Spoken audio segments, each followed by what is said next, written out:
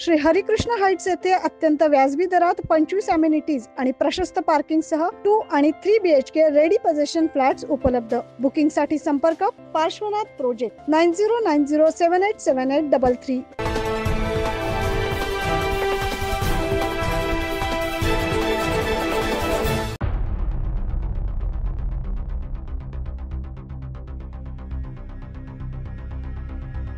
मागील काही दिवसांपासून नाशिक रोड जेल रोड परिसरातील पंचक गावात बिबट्याने वन्य प्राण्यांचे भक्षण करून परिसरात बिबट्याने दहशत निर्माण केली होती। परिसरात बिबट्याचा वावर कायम असल्याने स्थानिक नागरिकांसह शेतकरी वर्गात भीतीचे वातावरण होते।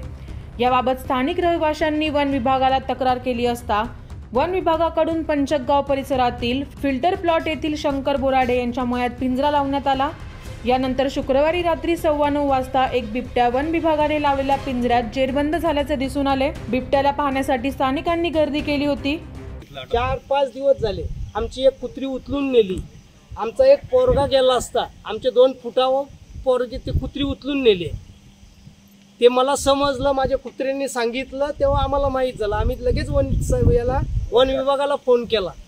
माझ्या सरांनी तेवढा रिक्वेस्ट करून पिंजरा काही करून मागवला आणि ते पिंजरा मागून आज आपण गेले 6 महिन्यापासून एक मादी आणि 2 बछडे या फिल्टर प्लांट पंचक भागात मध्ये जो तिचं हे चालू होतं धुमाकूळ, आधी मादी पिंजऱ्यात काही झालेली, पण 2 बछडे अजून तिचे बाकी आहे।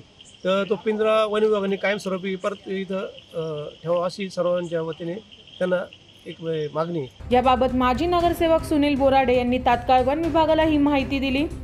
घटनास्थळी वन विभाग अधिकारी वैशाली गाडे यांच्या मार्गदर्शनाखाली वन विभाग अधिकारी अनिल अहिरराव, कर्मचारी दर्शन देवरे यांनी येऊन पाहणी केली। सदर जेरबंद झालेला बिबट्या 6 ते 7 वर्षाचा असल्याचा अंदाज वन विभागाने दिला आहे।